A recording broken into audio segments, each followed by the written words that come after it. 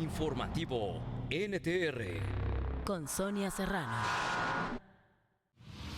En Informativo NTR, entrevista.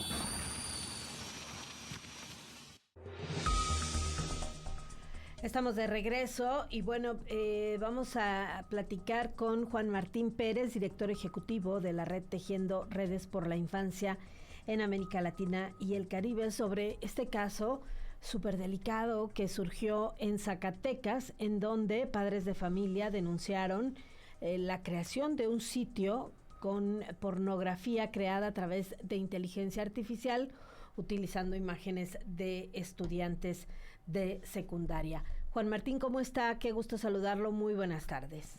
Buenas tardes, Sonia. Muchísimas gracias por la oportunidad. Bueno, pues sin duda un caso que nos demuestra pues lo que puede ocurrir de ahora en adelante si no se regula y si no estamos atentos respecto a lo que puede ocurrir con la inteligencia artificial. Efectivamente, y mira, creo que es un caso, paradigmático en muchos apartados.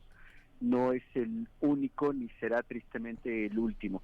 Hace muy poquito, quizás el público recuerde el caso de un joven Diego del Instituto Politécnico Nacional, al que le descubrieron más de 20,000 materiales de violencia sexual digital creados también con inteligencia artificial. Lo que tenemos que ubicar en primera instancia es que estos servicios son gratuitos, ya son masivos, y hemos avanzado de manera muy rápida como sociedades y obviamente por intereses empresariales en estos temas de poner a disposición estas herramientas sin una regulación global. Y este es un primer plano que comentaba. Necesitamos una gobernanza global para que las empresas puedan mantener estas herramientas, que son muy buenas en muchos sentidos, pero tienen este doble rol de convertirse también en herramientas para crímenes. Hay un segundo tema necesario, y en este caso específico, como en el del otro joven Diego, y es que es una expresión de machismo tradicional que usa estas herramientas para reforzar lo que ya conocemos, que es la cosificación de los cuerpos, la hipersexualización, con esta herramienta, y antes se hacía con papel recortado o con diseño gráfico, y ahora se hace con inteligencia artificial. Es solamente una nueva herramienta que se suma, y en tanto no trabajemos con niños, hombres, con adolescentes, con hombres jóvenes sobre el machismo y los eduquemos en contra del machismo, vamos a ver este tipo de repeticiones. Pero el caso también es importante ubicar por las denuncias que ya se habían hecho por parte de las estudiantes, que se negaron las autoridades educativas, y posteriormente hay obstrucción de la justicia, un intento de borrar evidencias, lo cual presupone, y es algo que le corresponde a la Fiscalía, que hay participación adulta. Va a ser muy sencillo decir que son 3 adolescentes que son malos y que cometieron este tema. Y por supuesto que es reprobable, tienen que ser presentados ante las autoridades si hay acceso en la ley de acceso a una vida libre de violencia para las mujeres, la ley Olimpia y el propio el Código Penal que sanciona la pornografía o este material de adolescentes, pero la participación de adultos es importante ubicarla. Esto no es posible, una dimensión de 400 perfiles, no es posible que se hubiera dado entre 3 adolescentes muy entretenidos o entusiastas. Y un cuarto tema, Sonia, tiene que ver con la necesidad de conversar masivamente todas y todos en las familias, en las escuelas, sobre la ciudadanía digital y todos los derechos asociados. Necesitamos alfabetización digital, por supuesto, proteger los derechos a la intimidad y que nuestros datos y nuestra imagen también sea protegida por el Estado. Ahora, ¿cómo se puede precisamente dar una intervención en algo que resulta tan complicado de detectar y que además estamos hablando de menores de edad? Mira, lo primero que tendría que estar haciendo la autoridad, no hay información oficial que tengamos para saber si está ocurriendo, es que las adolescentes, la mayoría son mujeres adolescentes, víctimas, tienen que tener un acompañamiento especializado. Esto implica también acompañamiento psicológico, porque la presión y de que su imagen esté circulando, aunque sea alterada, su rostro puede estar circulando ya masivamente. Segundo, hay herramientas que con las empresas tecnológicas se han logrado incorporar para poner una huella con un algoritmo, y cuando estas imágenes entren a los sistemas o las plataformas comerciales, se bloquean automáticamente. Y estas herramientas ya están disponibles, hay que compartirlas. Pero tercero, muy importante, es la sanción de este hecho. Las personas adolescentes, cuando cometen un acto delictivo, no son impunes. Hay una ley específica y tiene una cosa diferente al mundo adulto, pero el no permitir la impunidad va a ser clave. Y menciono con insistencia la participación de personas adultas, porque es altamente probable su participación, y esto es una acción concreta. El caso tiene que regresarnos a que no hay un caso conocido ahorita en Jalisco, pero sí tenemos de la Ciudad de México, y con alta probabilidad están sucediendo, pero las personas no están haciendo denuncia. Y aquí es el llamado a que denunciemos esto, que comencemos a darle dimensión, y el Senado de la República, en las comisiones de derechos digitales y de inteligencia artificial, que estén teniendo reuniones, foros y debates, estos temas los tienen que colocar e involucrar a niños, niñas y adolescentes, que son y seguirán siendo lamentablemente las principales víctimas de estas herramientas.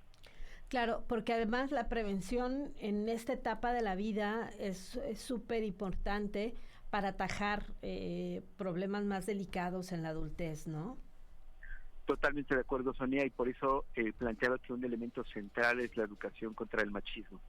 Si niños y niñas desde pequeños no incorporan el respeto a su propio cuerpo, la dignidad que significa la imagen y ahora los derechos digitales de ellos y de sus compañeros, es muy fácil que si yo no he tenido ese respeto, pueda yo vulnerar la dignidad y los derechos de otra persona. Entonces necesitamos trabajar, pero específicamente sobre esta cultura machista que cosifica los cuerpos de las mujeres, los hipersexualiza y los convierte en un producto de placer masculino.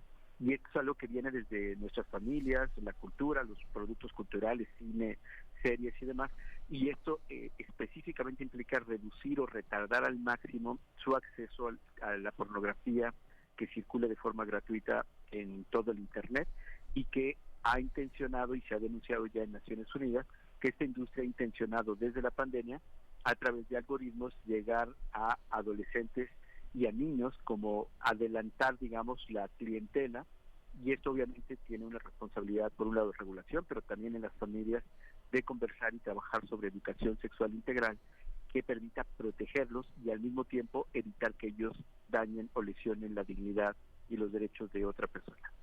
Claro, y bueno, en este caso, en virtud de que se utilizó precisamente inteligencia artificial, ¿cómo se hace para acreditar el daño de la víctima? Aplica lo mismo que tenemos con la ley Olimpia, con específicamente los códigos penales de todo nuestro país, tanto federal como estatal. Tiene la pornografía infantil en plano de posesión, producción o distribución. Entonces es muy importante que cuando alguien reciba en un grupo de chat material de violencia sexual digital con personas menores, casi siempre niñas, se elimine de forma inmediata y se reporte a la persona o a quien la genera. No se debe de conservar como evidencia porque la posesión misma es delito, y esto también hay que difundirlo. Y hay legalmente se puede. Está, como comentaba también, la ley Olimpia como uno de los últimos avances y armonizaciones legislativas que están en proceso en todas las entidades federativas. Y por supuesto, el derecho que tienen las mujeres a estar libres de violencia. Entonces hay varias formas legales en las que se puede trabajar. Necesitaremos hacer alguna armonización con los temas de inteligencia, pero con inteligencia o con papel recortado, si esto es material de violencia sexual, es sancionable. Y bueno, otro detalle importantísimo que es la atención a las víctimas, ¿no? Efectivamente, como comentábamos, tiene que darse una atención especializada, y aprovecho para invitar a tu público a que pueda visitar el sitio detenlasextorsión.org. Lo repito, detenlasextorsión.org. Este es un portal que coordinamos o está coordinado con otra fundación británica y otra norteamericana, para poder orientar a las familias, a docentes, maestros y maestras, y por supuesto a fundamentalmente niñas, cómo afrontar cuando sus imágenes, digamos, privadas, ya sea que ellas las generaron por sexting o en este caso material sintético creado con inteligencia artificial, está circulando. Y lo primero que hay que insistir es que no es su culpa, no es su responsabilidad, no deben de tener vergüenza de ellas, de su cuerpo y demás. Y este mensaje tiene que ser extensivo para las escuelas, las familias, que ayuden a invertir. La vergüenza tiene que estar en el agresor, no en las víctimas.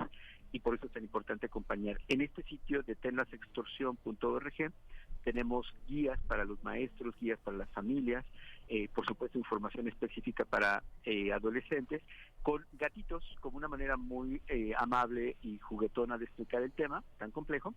Y hay un enlace para poder hacer denuncia telefónica si es que han sido víctimas de ello. Y bueno, creo que necesitamos muchísimos más de estas herramientas y actividades, porque lamentablemente, Sonia, lamento decir que esto es solo el inicio. Viene algo todavía más complejo. Claro, y si no estamos listos, si no empezamos a preparar las medidas de prevención, puede ser pues terrible para este sector de la población, ¿no?